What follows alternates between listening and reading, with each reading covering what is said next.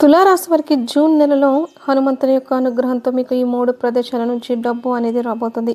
అది ఎక్కడి నుంచి వస్తుందో ఏంటో తెలిస్తే మీరు ఖచ్చితంగా ఆశ్చర్యపోతారు. కాబట్టి తులారాశి వారు ఎన్ని పనుల్లో ఉన్నా సరే మీరు ఈ వీడియోని ఎక్కడ కూడా మిస్ చేసుకోకుండా చివరి వరకు వినండి. ఎందుకంటే మీరు ఈ వీడియోని కనుక మిస్ చేసుకుంటే మీకు ఈ 3 ప్రదేశాల నుంచి వచ్చే డబ్బు అనేది కోల్పోతారు. తర్వాత చాలా ఇబ్బంది పడతారు. కాబట్టి వీడియోని పూర్తిగా చివరి వరకు విని ఇంకొంతమంది తులారాశి మిత్రులకు వీడియో చేరడం కోసం ఒక్క లైక్ ఇచ్చి సపోర్ట్ చేయండి. లైక్ చేసినప్పుడు కమెంట్స్ దగ్గర హైప్ అని వస్తుంది. అక్కడ మీ యొక్క పాయింట్స్ అనేవి యాడ్ చేయొచ్చు. తులారాశి రాశి చక్రంలో 7వ రాశి. వీరి రాశికి అధిపతి శుక్రుడు. తులారాశి వారు వ్యక్తిగతంగా చాలా మంచివారు, అలాగే చాలా తెలివైనటువంటి వారు. వీరికి దైవారాధన చాలా ఎక్కువగా ఉంటుంది. దైవాన్ని విపరీతంగా నమ్మేటటువంటి వ్యక్తులు. వీరిలో ఉన్నటువంటి స్త్రీలు కావచ్చు, పురుషులు కావచ్చు, అలాగే వీరికి జీవితం మీద బాగా ఆశ. అంటే సంపాదించుకోవాలి, నలుగురిలో ఒక మంచి పేరు ప్రతిష్టలు తెచ్చుకోవాలి, ఫ్యామిలీని బాగా చూసుకోవాలి, వాళ్ళకి ఎటువంటి లోటుపాట్లు అనేవి ఉండకూడదు, వాళ్ళు ఊహించిన దానికన్నా కూడా ఎక్కువ అనేది చేసి మనం చూపించాలి అని చెప్పి ఒక మంచి తపనతో కలిగి ఉంటారనమాట. బాగా సంపాదించాలని డబ్బు మీద ఒక ఆశ అనేది కూడా ఎక్కువగా ఉంటుంది. దానికి తగ్గట్లుగా కష్టం కూడా బాగా ఎక్కువగా పడతారు. ఎందుకంటే కష్టాన్ని నమ్ముకునేటటువంటి వ్యక్తులు ఈ యొక్క తులారాశి వ్యక్తులు. అక్కడ ఇక్కడ వాళ్ళు నెత్తి మీద వీళ్ళ నెత్తి మీద చేతులు పెట్టి మనం సంపాదించుకోవాలి ఇట్లా ఎప్పుడూ కూడా అనుకోరనమాట. కళలో కూడా ఎవరికైనా సరే అన్యాయం చేయాలని చెప్పి అనుకోరు. అయితే వాళ్ళ వల్ల కొన్ని రకాలుగా తెలియకుండా పొరపాట్లు అనేవి వీరి జీవితంలో కొన్ని జరుగుతూ ఉంటాయన్నమాట. అంటే కొంత ఇబ్బందులు ఎదుటివారు వీళ్ళ వల్ల కొంత ఏదైనా కోల్పోవడం కావచ్చు, ఇలాంటివి జరుగుతాయి. అయితే వీరి యొక్క ప్రమేయం అనేది ఉండకుండానే ఉంటుందన్నమాట. అలాంటి వాటి వల్ల మాత్రం వీళ్ళు కొన్ని కర్మలు అనేవి అనుభవిస్తున్నారు. తులారాశి వారికి ఏంటంటే ఎప్పుడు కూడా వీరి సొంత పనుల మీద, వీరి సొంత విషయాల మీద ఎక్కువగా, వీరి కుటుంబం మీద, వీరికి ఎక్కువగా ఆ లోకంలో ఉంటారనమాట. అలానే ఉండాలి. అలా ఉండడంలో తప్పు అనేది ఏమాత్రం కూడా లేదు. కానీ మీ వల్ల తెలిసి కానీ తెలియక కానీ ఎదుటి వారికి ఏదైనా మాట రూపంలో కానీ, పని రూపంలో కానీ, లేకపోతే ఇట్లా ఏదో ఒక రకంగా ఇబ్బంది అనేది జరుగుతుందేమో అది ఒక్కసారి మీరు చూసుకోండి. ఎందుకంటే మీ జాతకంలో అంతా బాగుంది, దైవానుగ్రహం కూడా బాగుంది. ఆ భగవంతుడి దయతో డబ్బు సంపాదించుకునే దారులు కూడా ఉన్నాయి. కష్టపడితే మీకు ప్రతిఫలం అనేది లభిస్తుంది. కానీ కొన్ని కర్మలు అనేవి ఏంటంటే మీరు తెలిసి తెలియక చేసేటటువంటి పొరపాట్ల వల్ల, తెలిసి మీరైతే ఎవరికి అన్యాయం చేయరు, కానీ తెలియకుండా మీ వల్ల జరుగుతుంది. నిప్పును తెలిసి పట్టుకున్న కాలుతుంది, తెలియక పట్టుకున్న కాలుతుంది. అలాగే మనం చేసేటటువంటి పాపాలు ఏవైతే ఉంటాయో, మనం తెలిసి చేసినా తెలియక చేసిన పాపం అనేది మనల్ని వెంటాడుతుంది. కాబట్టి ఆ కర్మ నుంచి మనం తప్పించుకోలేం. కాబట్టి మీరు కాస్త కొన్ని విషయాల్లో జాగ్రత్తగా ఉండాలి. అంటే ఎదుటివారితో మాట్లాడే విషయంలో కానివ్వండి, లేకపోతే ఎదుటివారికి ఏదైనా సలహాలు ఇచ్చే విషయంలో కానివ్వండి, లేదా వాళ్ళ జీవితాల మీద ఏదైనా ఒక మాట అనేది చూపించే విధంలో కానివ్వండి. ఎందుకంటే మీ మాటకు పవర్ అనేది చాలా ఎక్కువగా ఉంటుంది. ఎదుటివారు మీకు విపరీతమైనటువంటి గౌరవ మర్యాదలు ఇస్తూ ఉంటారు. అలాంటి వాళ్ళు మీ చుట్టూతో ఉన్నప్పుడు వాళ్ళతో కాస్త జాగ్రత్తగా మాట్లాడండి. తులారాశి వారికి వచ్చేటప్పటికి నెల రోజుల్లో డబ్బు అనేది ఖచ్చితంగా మీ చేతికి అందుతుంది. అయితే మరి డబ్బు అందుతుంది అని అంటే అది ఎక్కడి నుంచి అందుతుందో కూడా మీకు ఖచ్చితంగా తెలియాలన్నమాట. అప్పుడే మీరు ఈ అవకాశాన్ని మిస్ చేసుకోలేరు. లేకపోతే ఈ అవకాశం చేజారిపోయే అవకాశం అనేది ఉంటుంది. ఎందుకంటే ఈ నెల రోజుల్లో వచ్చేటప్పటికి మీకు ముఖ్యమైనటువంటి ఈ 3 ప్రదేశాల నుంచి డబ్బు అనేది అందుతుంది. ఎందుకంటే ఆ డబ్బు అనేది ఇప్పుడు మీకు చాలా అవసరం. ఆ డబ్బు కోసం మీరు ఎదురు చూస్తున్నారు. కాబట్టి ఇప్పుడు ఇలాంటి స్థితిలో మీకు డబ్బు అందడం అనేది ఖచ్చితంగా కరెక్ట్ టయానికి రావాల్సినటువంటి సమయం అన్నమాట. ఆ భగవంతుడే మీ మీద ఉన్నటువంటి అనుగ్రహంతో ఆయనే స్వయంగా ఆ ధనాన్ని మీ చేతికి అందేలాగా చేస్తున్నాడని చెప్పుకోవచ్చు. ఎందుకంటే మీకు ఇప్పుడు ఇక్కడ నుంచి మాత్రం డబ్బులు మీరు మిస్ చేసుకున్నారంటే మాత్రం మళ్ళీ మీరు చాలా ఇబ్బందుల్లోకి వెళ్ళిపోతారు.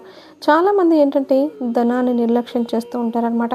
డబ్బు ఉన్నప్పుడు ఏంటంటే ఏమైందిలే అని చెప్పేసేసి విపరీతమైన ఖర్చులు చేసుకోవడం, లేకపోతే ఉంది కదా రేపు చూసుకోవచ్చులే, ఎల్లుండి చూసుకోవచ్చులే అని చెప్పేసేసి వాయిదాలు వేసుకోవడం, ఇట్లాగా వచ్చేటటువంటి లక్ష్మీదేవిని చేతులారా కాలదన్నుకుంటూ ఉంటారు. తర్వాత ఒకనొక రోజు ఇబ్బందులు అనేవి ఖచ్చితంగా ఎదురవుతూ ఉంటాయి. ఇట్లా ఆలోచించినప్పుడు ఏంటంటే చివరికి ఏ రూపాయినైతే మనం ఏముందిలే అని చెప్పేసేసి నిర్లక్ష్యం చేసామో ఆ రూపాయి కోసమే ఎదురు చూడాల్సినటువంటి పరిస్థితి అనేది వస్తుందన్నమాట. కాబట్టి అలాంటి పరిస్థితి అనేది ఎప్పుడు కూడా మీకు రాకుండా ఉండడం కోసమే నేను ఇక్కడ చెప్పడం అనేది జరుగుతుంది. కాబట్టి మీరు ఈ నెల రోజులు మాత్రం చాలా జాగ్రత్తగా ఉండండి. ఎందుకంటే మంగళవారం అంటే ఆంజనేయ స్వామికి చాలా ఇష్టమైనటువంటి రోజు. సాక్షాత్తు ఆ ఆంజనేయ స్వామి మీకు ఇంతటి గొప్ప అవకాశాన్ని, అదృష్టాన్ని ఇచ్చాడు. మనుషులు మనం ఎంతమందిమో వాళ్ళని వీళ్ళని మన తన అని చెప్పేసి అడుగుతూ ఉంటాం, కానీ ఆ మనుషులు కూడా ఎవ్వరు మనకు సహాయం చేయడానికి ముందడుగు వేయరనమాట. కానీ కొన్ని సందర్భాల్లో ఆ భగవంతుడు ఎప్పుడు కూడా దేవుడు మనకి డైరెక్ట్గా ఎదురుగా వస్తే ఆ శక్తిని తట్టుకోవడం అనేది మన వల్ల కాదు.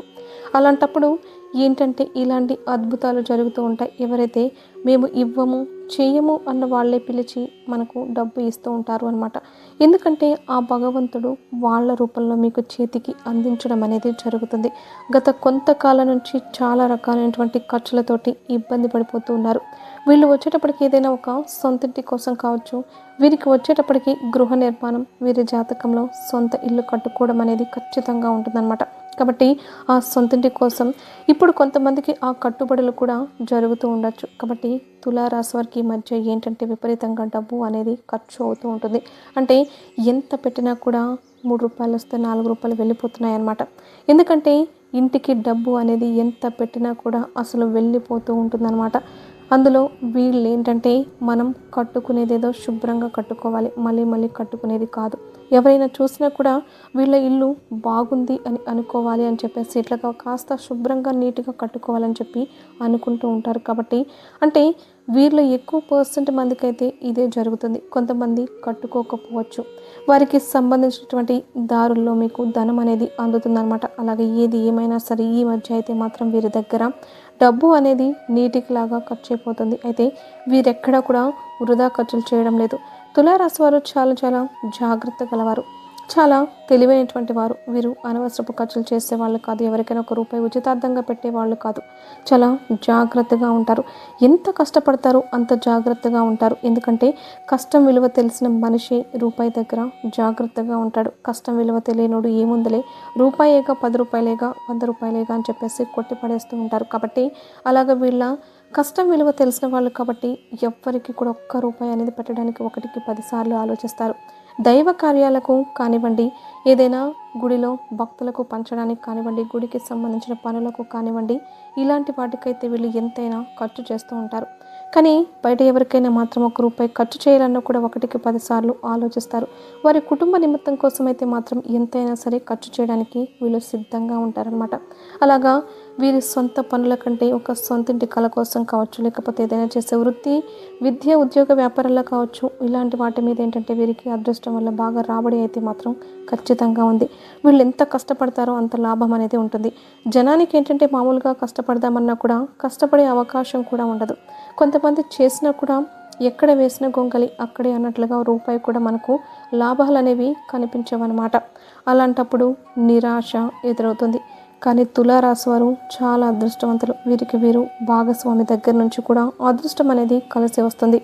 ఇట్లా వీరికి ఒక సొంత ఇల్లు కోసం కావచ్చు, లేదా వృత్తి వ్యాపారాల్లో కావచ్చు, ఉద్యోగ స్థానాల్లో కావచ్చు, లేకపోతే ఎవరైనా వీరి దగ్గర డబ్బు తీసుకుని ఇవ్వకుండా వీరిని ఇబ్బంది పెట్టి ఏదైనా మోసం చేయాలని చూసి కావచ్చు, వీరికి ఏంటంటే ఈ 3 ప్రదేశాల నుంచి డబ్బు అనేది అందుతుంది. అందులో మొట్టమొదటి ప్రదేశం ఏంటంటే వీరు ఏదైనా సొంతంగా కట్టుబడులు కానీ గృహ నిర్మాణాలు కట్టుకునే వాళ్ళు అయితే మాత్రం వీరికి డబ్బు అనేది చాలా తక్కువ. అంటే ₹1 అనేది కూడా ఎక్కువ వడ్డీ అనేది లేకుండా వీరి భార్య తరపు నుంచి ధనం అనేది అందే అవకాశం అనేది ఉంటుందన్నమాట. ఎందుకంటే మనం బయట తీసుకుంటే ఎక్కడైనా సరే వడ్డీలతో పాటు గుర్రాలు కూడా పరిగెత్తలేవు అని చెప్పేసి మనం వింటూనే ఉంటాం కదా. అలాగా బయట వాళ్ళ దగ్గర అయితే చాలా కట్టాలన్నమాట. అసలు కన్నా కూడా వడ్డీలు ఎక్కువైపోతూ ఉంటాయి. కాబట్టి అలా బయట వాళ్ళ దగ్గర నుంచి తీసుకోవడానికి కానీ అప్పు చేయడానికి కానీ వీళ్ళు ఇష్టపడరు. వీళ్ళు అప్పు చేయాల్సి వచ్చిందంటే అది గట్టిగా అవసరమైతేనే వాళ్ళు చేస్తారనమాట. కానీ ఆ అప్పు అనేది ఎటువంటి వడ్డీ అనేది లేకుండా, ఒక్క పైసాతో కూడా వడ్డీ అనేది లేకుండా వీరి భార్య తరపు వాళ్ళు డబ్బు అనేది అందిస్తారు. కట్టుబడి కావచ్చు, లేకపోతే ఏదైనా వ్యాపారానికి కావచ్చు, ఇట్లా ఏదైనా కానివ్వండి, వీరి భార్య తరపు నుంచి వీరికి ఆ డబ్బు అనేది ఉంటుంది. అది అప్పుగానైనా సరే వడ్డీ లేదు కదా.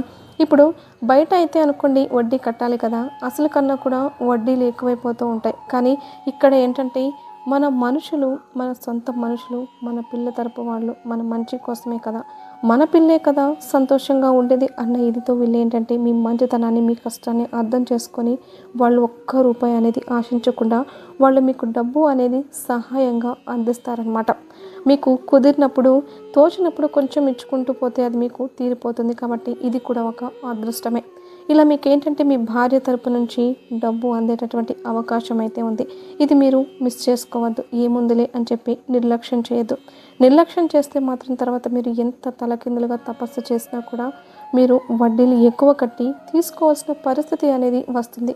దానివల్ల చాలా బాధపడతారు. కాబట్టి ఆ అవకాశాన్ని మిస్ చేసుకోవద్దు. ఇది మొట్టమొదటిది. ఇక రెండవ చోట ఎక్కడి నుంచి అని అంటే మీరు చేసేటటువంటి ఆ వృత్తి ఏదైతే ఉంటుందో అది ఎక్కువగా వీళ్ళు తులారాశి వారు అంటేనే వ్యాపార లక్షణాలు ఎక్కువగా ఉంటాయి. వ్యాపారం చేసే వాళ్ళు ఎక్కువగా ఉంటారనమాట. ఒకరి కింద ఉద్యోగాలు చేయడానికి పెద్దగా ఇష్టపడరు. కొంతమంది చేస్తుండొచ్చు, కానీ ఎక్కువగా వ్యాపారాలు చేసే వాళ్ళే ఉంటారు. కాబట్టి వీరికి వ్యాపారం చేసేటటువంటి స్థలంలో బాగా లాభాలు అనేవి ఉంటాయి. అయితే బాగా కష్టపడాలి. కష్టానికి తగ్గ ప్రతిఫలం అయితే వీళ్ళు చూడగలుగుతారు. వీరికి ఇప్పుడు ఏంటంటే డబ్బు బాగా అవసరాల్లో, ఖర్చుల్లో ఉంటున్నారు. కాబట్టి గట్టిగా కష్టపడడానికి ఇష్టపడుతూ ఉంటారు. ఇంకా కొత్త కొత్త తెలివితేటలతోటి, ఇంకా తక్కువ కష్టంతో ఇంకా ఎక్కువగా ఎలా రాబడి రావాలా ఏంటనేది చెప్పేసి బుర్రకి పదును పెడుతూ ఉంటారనమాట. అట్లా మీరు చేసేటటువంటి కష్టానికి తగ్గట్లుగా, వీరు పడేటటువంటి ఆలోచనకు తగ్గట్లుగా సమయానికి తిండి తినలేరు, సమయానికి నిద్రపోలేరు. అయినప్పటికీ కూడా వీరికి ఏంటంటే ఏదైతే చేయాలి అనుకుంటున్నారో ఆ పని చేసేదాకా మాత్రం వీళ్ళు నిద్రపోరనమాట. కాబట్టి వీరికి తపనికి తగ్గట్లుగా, ఆరాటానికి తగ్గట్లుగా, వీరి యొక్క కష్టానికి తగ్గట్లుగా డబ్బు కూడా వీరు చేసే వృత్తి, వ్యాపారాల్లో, ఉద్యోగాల్లో మంచిగా కలుసుబాటు అనేది ఉంటుంది. రూపాయి అనుకున్న దగ్గర 4 రూపాయలు ఖచ్చితంగా కలిసి వస్తుందన్నమాట. మీరేంటంటే శ్రద్ధతో చేయండి. మేము చేస్తున్నాం, కష్టపడుతున్నాము అని చెప్పేసి మీరు అనుకోవద్దు.